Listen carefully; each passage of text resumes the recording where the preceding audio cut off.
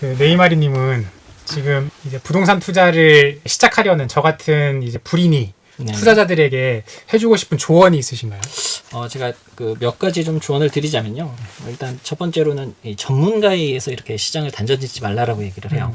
이게 뭐 불인이라든가 특히 초보 투자자분들은 네임드나 전문가분들의 의존성이 굉장히 강합니다. 그럴 수 있죠. 맞아요. 예, 근데 이분들로 인해서 오히려 내가 판단하고 뭐 선택되어지는 이러한 것들이 스스로의 눈과 귀를 가리게 되는 경우들이 있거든요. 그래서 이러한 거는 저는 좀 많이 위험하다고 보고 있어요. 내가 만약에 하락이든 상승이든 스스로 판단을 하고 그리고 그 판단이 틀렸다라고 하게 된다면 틀린 거에 대한 이 기조 변화는 언제든지 가능해요. 근데 허나 스스로 판단하지 않고 이 전문가의 의견에 따르기만 한다면 이게 한번 그 전문가의 말에 내가 의지를 하게 되는 순간 이건 어느 정도 이제 뭐 믿고 싶어지는 혹은 믿을 수밖에 없는 단계까지 가게 되거든요. 제가 굉장히 공감하는 게 최근에도 이제 그 유튜브 상에서 이슈가 됐던 게 어떤 전문가가 이제 고액의 컨설팅비를 맞아요, 받고 맞아요. 어디에 투자해라고 딱 집어줬는데 거기가 오히려 몇 억이 떨어진 거죠. 그렇죠. 네, 그러니까 그걸 믿고 투자한 사람은 몇 억이라는 손실도 보고 거기다가 고액의 그 컨설팅료까지 손실을 봤으니까 이게 얼마나 안타까울까. 그렇죠. 근데 안타깝다라는, 이게 얘기하기가 네. 조심스럽긴 네. 한데 그분은 차라리 어떻게 보면 그러한 클레임이라든가 그러한 뭐 하소연이라도 했을 텐데 실질적으로 2021년, 2022년도에 컨설팅을 하셨던 분들이라든가 했던 사람들, 받았던 사람들은 대체적으로 다 손해구간일 겁니다. 그럴 수밖에 없죠. 근데 이러한 것들을 하소연조차 하지 못해요. 대부분의 사람들은 클레임도 못 걸고요. 그러니까 이게 왜 그러냐면 이제 그 사람을 믿고 의지하고 이제 맹신하다 보니까 집착하는 단계까지 이르게 되거든요. 이게 상승이 됐든 하락이 됐든 전문가분들은 절대 맞추지 못합니다. 그냥 제가 누누이 얘기했지만 현재 좌표를 가지고 확률을 감안한 찍기일 뿐이에요. 그럼에도 불구하고 전문가에게 너무 의존하실 필요는 없다라고 저는 오히려 말씀을 드리고요. 전문가의 조언은 물론 그분들은 경험치라는 게 있다 보니까 그분들의 강의라든가 그분들의 말 조언 같은 거는 물론 좋은 의미로 담아두던가 아니면 뭐 새기면 좋아요. 하지만 판단은 언제나 좀 스스로 하셔야 된다. 이런 부분들이 있고요. 그리고 두 번째가 나한테 일단 맞는 공부를 하셔야 됩니다. 그러니까 이게 무슨 얘기냐면 요즘에는 부동산 플랫폼들이 너무나도 많이 잘 나와 있잖아요. 뭐 블로그라든가 유튜브라든가 뭐 혹은 뭐 책이라든가 강의라든가 이러한 것들이 굉장히 잘 나와 있다 보니까 정말 정보들이 넘쳐나는 세상에서 살고 있거든요. 정말 부동산 콘텐츠들이 맞아요. 너무 많아서 시간이 없어서 다 소비를 못하는 것 같아요. 근데 저는 지금 앞전에도 지금 피어스님이 좋은 책을 추천을 해주셨지만 저는 그러한 공부들을 혹은 그러한 정보들을 계속해서 들으라라고 얘기를 하는 편이거든요. 강의라든가. 다만 이게 공부라는 거는 계속 되어져야 되다 보니까 이게 텍스트가 편하다면 말 그대로 책이라든가 혹은 블로그라든가 이러한 것들을 좀 꾸준히 하셨으면 좋겠고요. 내가 시청하는 게 편하다라고 하게 된다면 뭐 유튜브라든가 혹은 뭐 일반적인 강의라든가 이러한 것들을 통해서 저는 지속적으로 좀 공부가 가능한 방법들을 물론 이 모든 걸 다 하면 좋은데 이게 다 하면 굉장히 피곤합니다. 그래서 뭐 이러한 것들이 아니라 내가 지속 가능한 공부들을 꼭 찾으셨으면 하는 방법들이 있어요. 예. 그리고 세 번째가 이게 내가 시드 금액 내에서 살 수 있는 아파트를 지속적으로 좀 추적하라고 얘기를 하는 편입니다. 그러니까 내가 대출 포함해서 시드 금액이 어느 정도 있다라고 하게 되면 내가 살 수 있는 아파트 그리고 사고 싶은 아파트가 몇 개가 되는지 그 안에서 또 임장도 다녀보고 그리고 내가 이 아파트를 과연 왜 살려고 하는지 내가 지금 감당 가능한 투자인지 살고 싶은 지역인지 실거주 계획은 있는지 뭐 이러한 것들에 대해서 투자 순위를 정한 다음에 내가 살고자 하는 아파트 명들을 쭉 한번 나열을 해보세요. 그리고 그 나열한 아파트들을 임장을 다니시면서 계속해서 가격적인 트래킹을 해보시라 라고 얘기를 하는 편이에요. 그러면 저는 그 안에서 그러한 일련의 과정들이 굉장히 저에게 있어서는 도움이 많이 됐거든요. 그래서 저는 초보 투자자분들이라 하게 되면 그러한 공부, 그러한 임장 같은 것들을 항상 하라라고 얘기를 하고요. 어떻게 보면 실제로 사진 않지만 뭐 사전 시뮬레이션 예행 연습을 한번 해보는 거죠. 그렇죠. 이게 시드가 없다고 하더라도요. 시드가 없다고 하더라도 그러한 일련의 과정들이 나한테 굉장히 큰 도움이 돼요. 그리고 막상 내가 이제 정말 투자를 해야겠다라고 하게 되면 기본적인 데이터가 베이스가 되다 보니까 데이터베이스가 이미 구축이 되다 보니까 굉장히 쉽고 빠르고 선택할 수 있는 방법들이 있거든요. 그래서 저는 이게 당장 투자 금액이 없다고 하더라도 그러한 시세 트래킹은 계속적으로 하셨으면 좋겠습니다. 그리고 네 번째가 이제 시장 환경에 꾸준히 노출이 되라라고 얘기를 해요. 그러니까 이게 무슨 얘기냐면 주변 환경이 생각보다 굉장히 중요합니다. 학군지의 학생들과 학부모들이 몰리잖아요. 그러니까 내가 투자자라면 내 주변에 투자자들이 많을수록 좋거든요.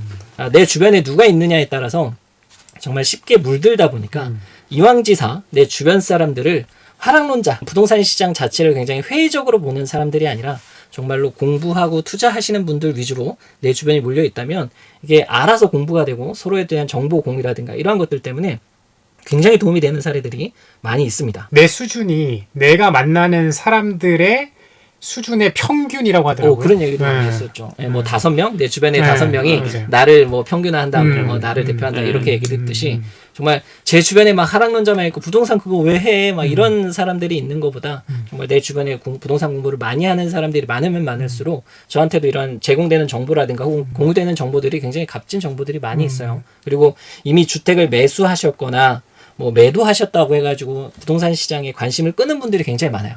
특히나 뭐 일시적 1가구 2주택 이런 분들은 이미 내가 주택을 매도했고 비과세 매도를 하게 되면 이제 한동안 또 주택 살 일이 없다. 내가 이미 매도를 해서 이만큼의 수익이 발생됐으니까 이렇게 생각을 하셔서 부동산 투자라든가 공부에 관심을 끄거나 안 하시는 분들이 많은데 근데 내 주변에 그래도 투자하시는 분들이 계속적으로 남아있다면 이게 시장에 계속적으로 노출이 되고 시장에 대한 정보 같은 것들이 계속적으로 제공이 되다 보면 이게 상당히 강점으로 장점으로 많이 작용을 한다는 겁니다. 제가 여기에 나오는 이유도 제 평균을 끌어올리기 위해서 저도 마찬가지. 저보다 수준이 높으신 분들이 많이 있기 때문에 제 평균을 끌어올리기 위해서 나옵니다. 저도 마찬가지입니다. 그리고 이게 또 제가 마지막으로 좀 조언을 드리자면 투자는 이제 곧 실천입니다. 그러니까 반드시 좀 실천하라라고 얘기를 해요.